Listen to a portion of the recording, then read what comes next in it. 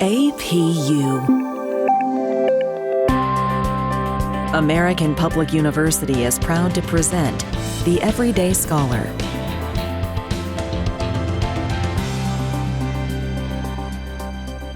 Hello, my name is Dr. Bjorn Mercer, and today we're talking to Nuno Fernandes, President of American Public University System, about technology and the future of higher education. Welcome, Nuno. Thank you very much for having me. I'm excited. I've heard your speeches. They are absolutely excellent in your vision about the future. And so let's jump into the first question. In many ways, the traditional century-old approach of colleges has been to maintain the status quo and continue delivering education the same way it has been for literally hundreds of years. But it's your view that change will accelerate in the next several years. Why do you think this is occurring, and what do you think that change will look like? Yeah, thank you. Education is probably one of the few industries, for lack of a better word, that has not been disrupted by technology over time. If you really think about it, it's interesting because the model that we have today, it's very similar to the model that we had 1,000 years ago.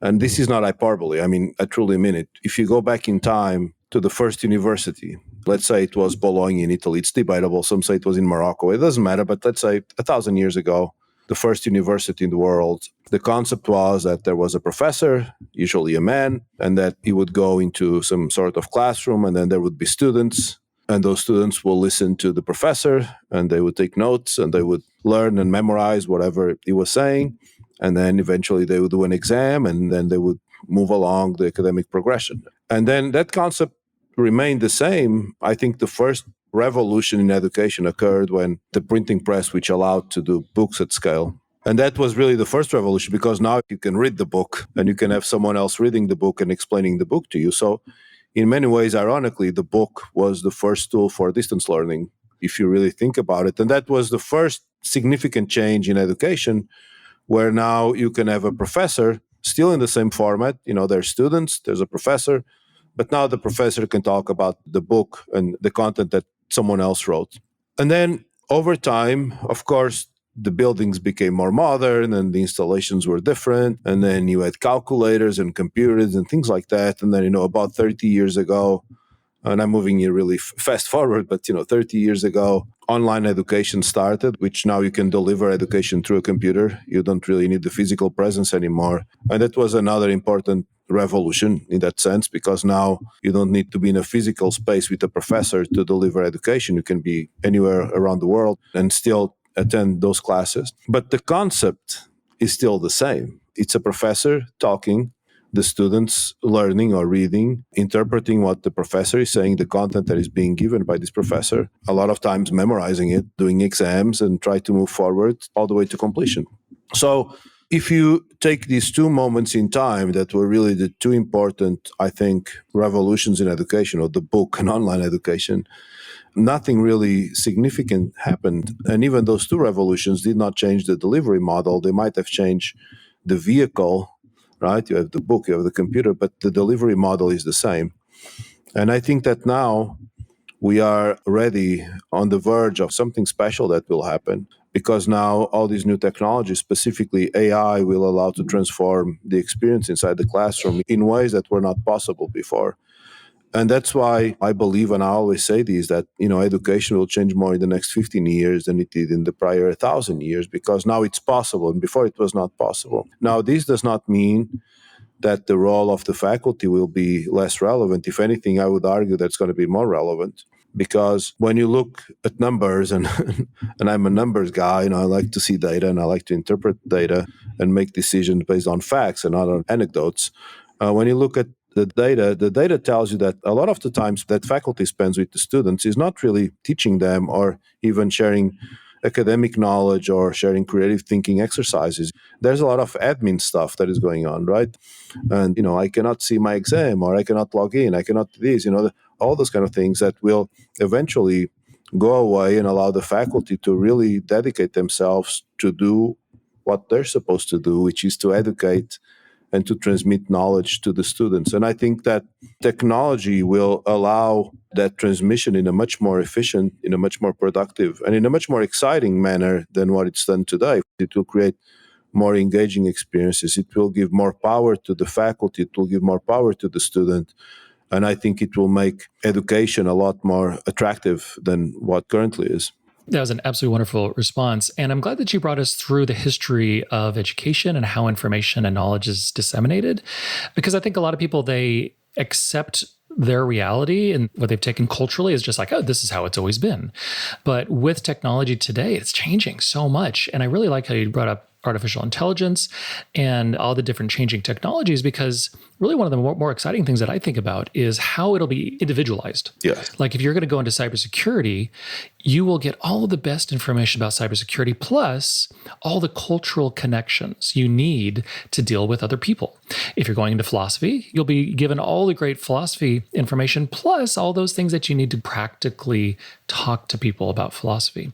And I think this is the absolute perfect transition to the next question. The increasing popularity of artificial intelligence is dominating headlines today, whether it's news about Microsoft Copilot, other commercially available tools, or the soaring stock in NVIDIA. You can't avoid hearing about the vast promise of AI. What does this mean for students and faculty in higher education? I think you touched on the answer before asking the question. And what I mean by that, Bjorn, is that we're currently living, some people say we're living in the fourth revolution. I believe we're living in the fifth revolution already. The first revolution was, say, the Industrial Revolution, 70, 80, particularly in the UK, where they had machines powered by water, by steam to increase production. Then the second revolution happened around 1870. It's debatable with electricity, right? To use electricity to power massive assembly lines and become even more productive. Then the third revolution came with automation in the 70s, with electronics. The first computers made industries even more productive. And a great example of this is if you look at the number of people in the United States, for example, working in agriculture, and you go back, 150 years, the number was 15x, 20x, 25x what it is today. However, today the output of agriculture in the United States is much bigger than what it was before, with 25x more people working in that industry. So that was the third revolution. Then the fourth revolution, around 2010, with online, the introduction of connected devices, data analysis, the first steps with AI, and the creation of these large companies that were essentially founded because the internet was available, Amazon and Facebook and Instagram and Netflix and Spotify and all these big companies that didn't exist before, and that they were founded during the expansion of online. And now the fifth revolution, I think we can call it the digital revolution, which is related to the customization and personalization of whatever services you are consuming. And this is very visible with Amazon or Netflix, for example, to use the same examples, right? So when you go to your Netflix, you're going to get a series of recommendations of movies and things that they believe that you'd like to see that most likely are going to be different than mine and most likely are going to be different to any other person because it's customized for you. This is valid in most of the services today that are delivered in a digital format. However, education is one of the few services where one size fits all.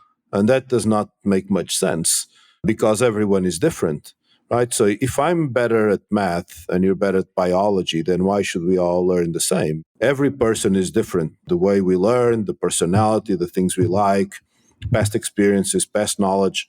But when we get to college, to university, we say, no, this is the content, this is the curriculum, and everyone follows the same path. And I think that's a very old-fashioned way of looking at things. And eventually, technology will allow to customize and personalize each individual academic path to fit the profile of each student and to make sure that we maximize the learning path during the academic journey and that we also maximize the output, which is to make sure that more students graduate because they have exciting experiences, they have experiences that they enjoy, they feel that they are engaged, and they will persist better and they will graduate better.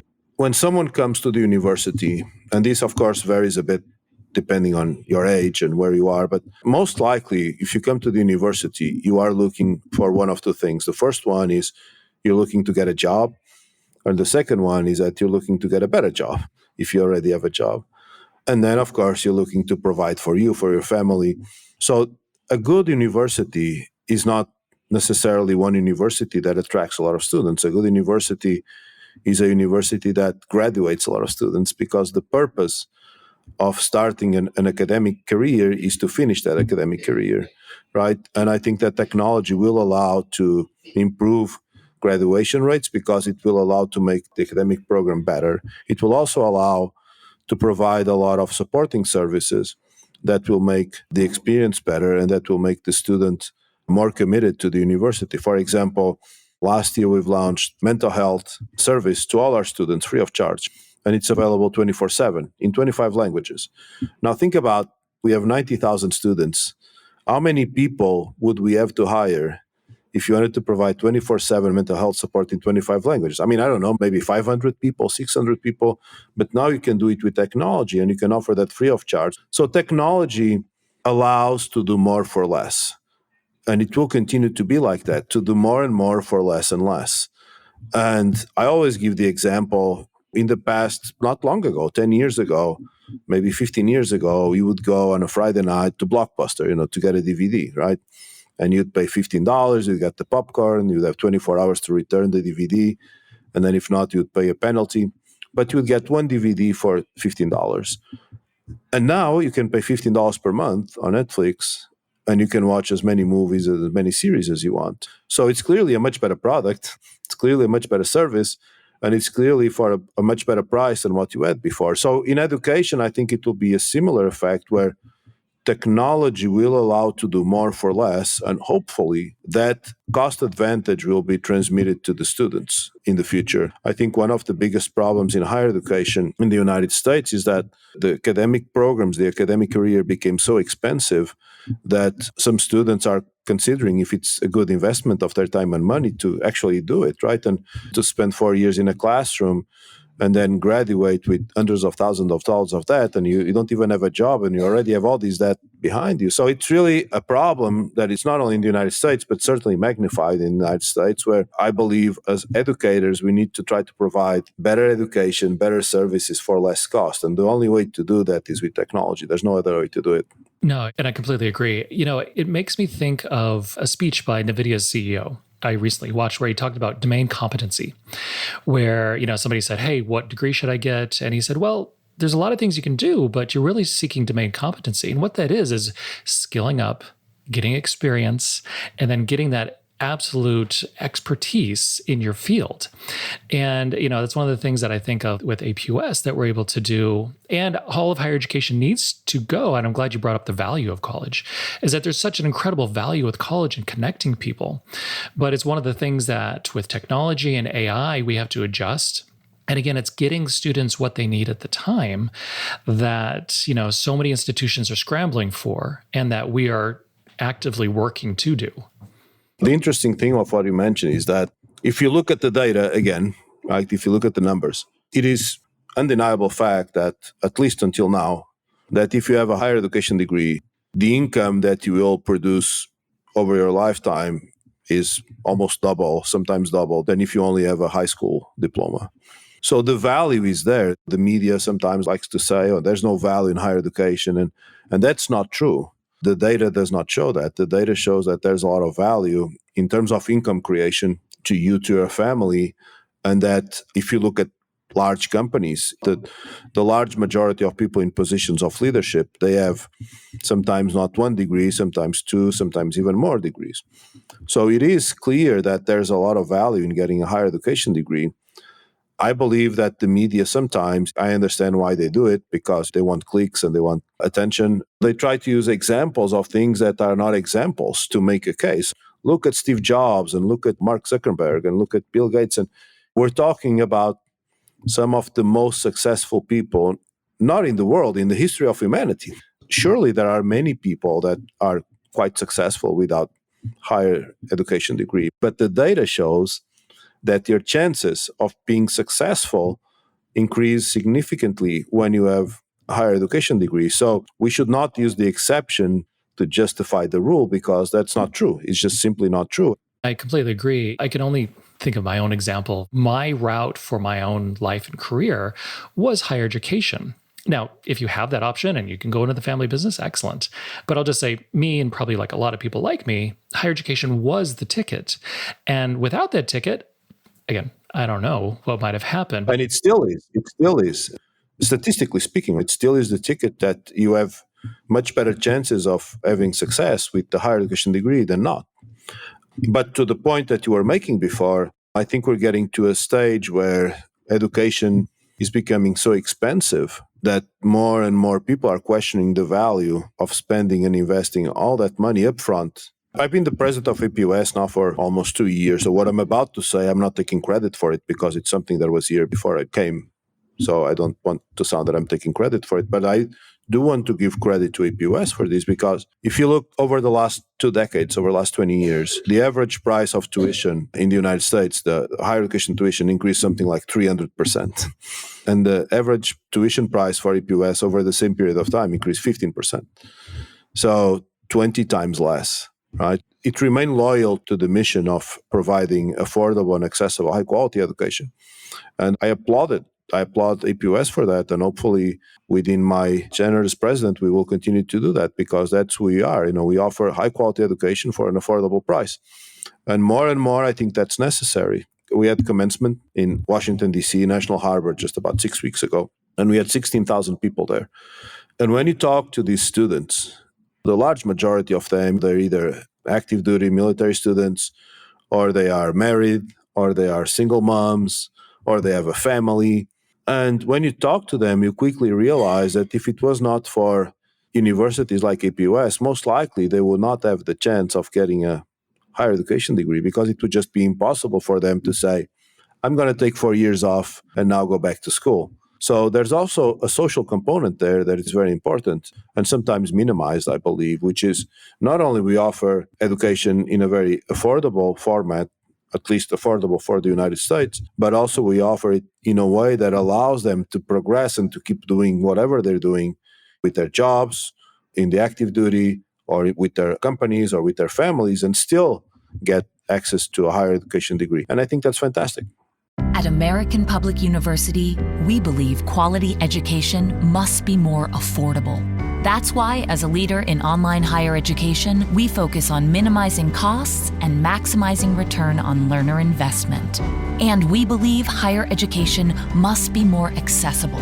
So our online programs start every month. American Public University, within reach, without limits. Learn more at americanpublicu.com. When I go to graduation for AP-US, it revitalizes me to see people and their families and their kids and going through it. It's so raw because they're working to change their lives. Yeah. Were there any specific graduate stories that you'd like to highlight? Yes, I do speak regularly with students. They contact me on LinkedIn. And you're absolutely right. When you go to commencement, everything kind of makes sense, right? I have the privilege of not only being up there, but shaking hands with every student that walks across the stage. It's a tremendous privilege because my parents are first generation as well. So my grandparents, they lived in a small village and they didn't know how to read or write. So think about it. It only takes one generation to really transform the life of a family. My grandparents went to university. My father became a lawyer. My mother became a teacher, coincidentally. And now here I am being the president of a university in the United States. It only takes a generation to really transform the trajectory of a family.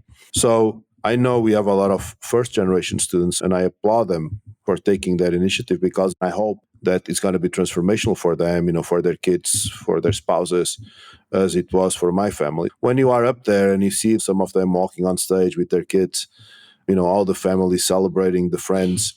I posted something recently. There was a student, he walked on stage with his kid, probably 4 or 5 years old, and I said something like that. Our students are warriors in many ways, because it's very difficult. People think that studying online is easy. It's actually very hard, much harder than studying in a traditional format. And then when you add to that the fact that you are active duty in many cases, you're being deployed, you're doing military exercises, or you're working adult, you have a family, you have kids, the kind of drive that it takes for you to go through it and complete it, it's truly memorable. And they are warriors, in many cases. Students have told me that AP-US has changed their life in many ways. I met with students that told me that they've created companies. I met students that came back for the second and third degree. I met students that told me how grateful they are to our faculty because they've been extraordinary during the process. So it's hard for me to just highlight one or two. I mean, I loved The students that spoke at commencement this year, I thought their speeches were brilliant. I remain in contact with them on LinkedIn. And truly, that's what we do, and we can't ever lose perspective of what we do. And the only thing we're doing is to provide a great education to our students and to work really hard for them to graduate and to have a chance to have a better life.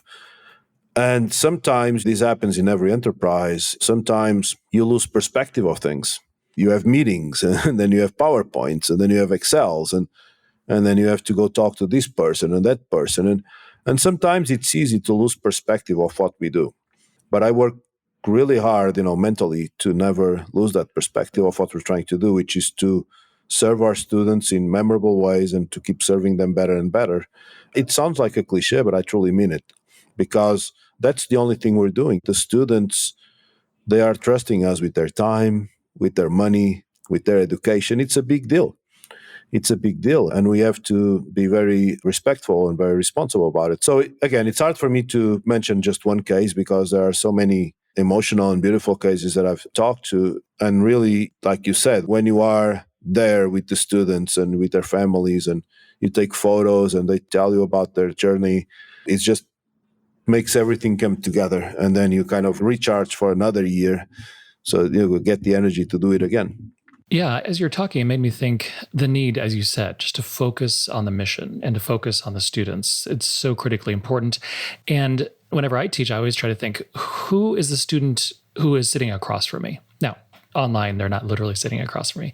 But I want to make sure that that interaction is impactful every single time, because there's nothing worse than if students perceive that they're just a number to you. And that's the absolute last thing we ever want to do, because every single student is important. Them changing their lives is so important.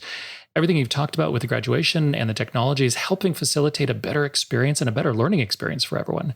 And even what you're talking about of your youth and your family, of connecting people from different countries. And it makes me think of like 100 years ago. Every country was like a self-encased country. Yes. They're only obsessed with their own country. Today, we can live anywhere, and learning those skills of cross-cultural communication and understanding people is so much more important today than ever if we want to live in a world, honestly, where we get along. And I think pretty much everybody wants that to happen. We talk a lot about diversity in the United States, and I think it's really important. But there's another type of diversity, which is the global diversity, right? How much are we learning from other cultures? How much can other cultures learn from us? I personally think that the United States is the best country in the world, and there's a lot to be learned from the United States. But I was also born in another country, and I think there's good things to learn from that country. And I've had the pleasure and the honor of, I've lived in several countries around the world and during my career, in Germany, in the UK, in South America, in Brazil, Colombia, Panama, Mexico. And every time you travel and every time you visit another country, especially when you live there, you learn something new. And you learn that things that you haven't thought about, or sometimes you learn to appreciate more the things that you have that you didn't appreciate before. So there's another type of diversity that I think it's very powerful, which is this global diversity that hopefully through education we can promote that a little bit in APUS. And we already have students in 80 countries around the world, if you believe it or not. But of course, it's a small number compared to the entire population. We hope to increase that because I think there's a lot of value, even for the students, to share the same classroom with people from other cultures, from other countries, and to share different perspectives.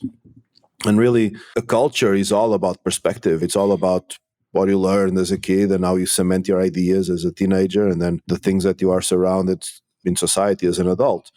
All of them are different and all of them have strengths and weaknesses. And I think that a university is also a place to share that knowledge and to develop that kind of global thinking, critical thinking, and also to learn to respect others and to understand that whatever you think, you might strongly think something, and rightfully so, but there's always another perspective.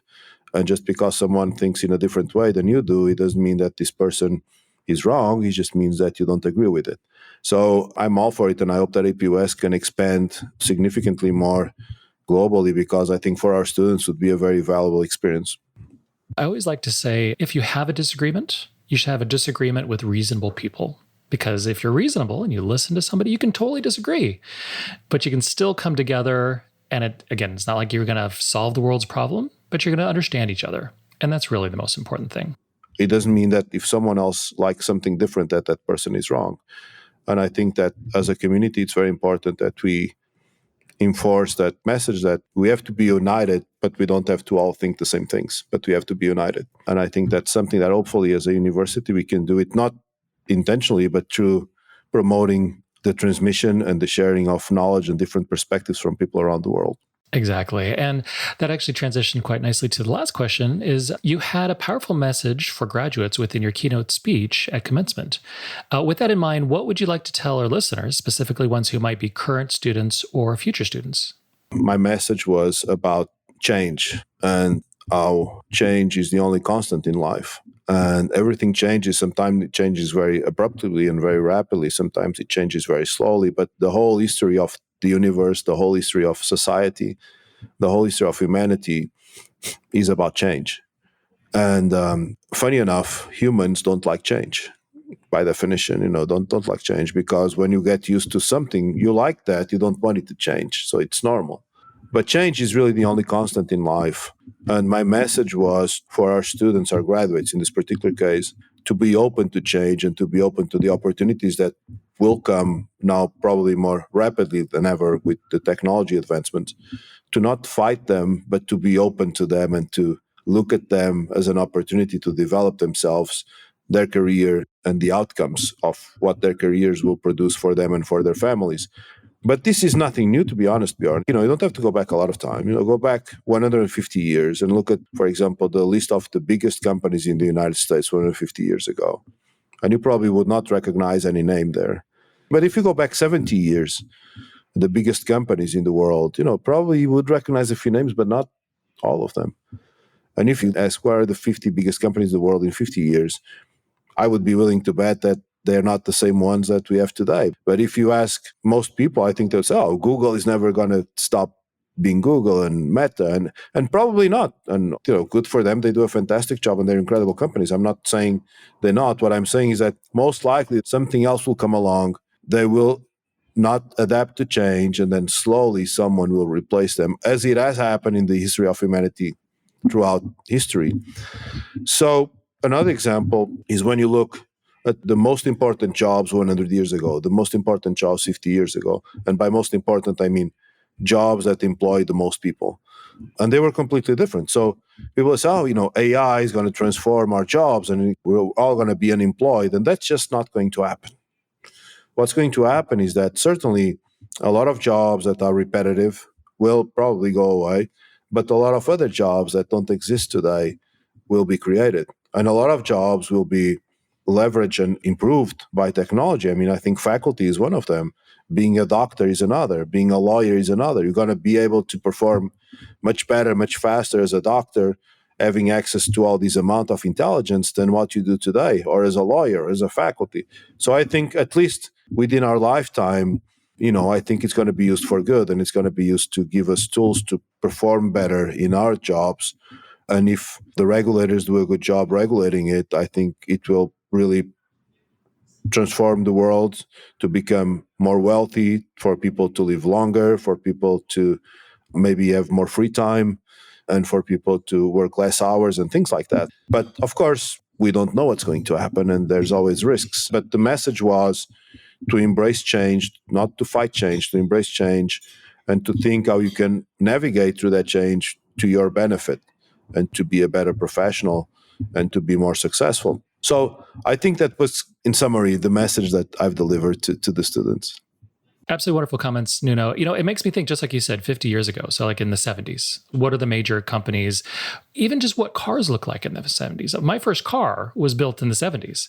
And then I think I can get into a car that's going to drive me somewhere without me having to do anything. And that's just such an amazing change. And then just how those cars will create new jobs. Maybe I won't have to drive to California myself, and I could read a book while I drive to California. Sounds amazing. I want that to happen right now. If you go back 10 years and you say, okay, I'm going to buy a car online. So you buy the car online, then the car gets delivered to your house. Then you get inside the car and the car drives itself to wherever you want to go. And if you would tell this to someone 10 years ago, people would say, well, you're crazy. I mean, this is impossible. But it's happening, right? So a lot of the things that we do today that would look like science fiction just 10 years ago. So that's why I'm saying, don't fight change. And when something looks maybe a bit out there and maybe a bit crazy for current times, maybe in a few months or in a few years, it's going to be the new normal. So just try to understand, try to have critical thinking about why things are happening, try to understand what that means for you, for your job, for your career. And if you see a benefit, just incorporate it and try to take as much advantage as you can from it. Excellent. Absolutely wonderful time talking about the future, talking about change. If there's one constant, it is change. And so thank you, Nuno, for a great conversation. Well, thank you very much for having me today. It's been a pleasure. My name is Dr. Bjorn Mercer, and have a great day. For more information about our university, visit us at studyatapu.com. APU, American Public University.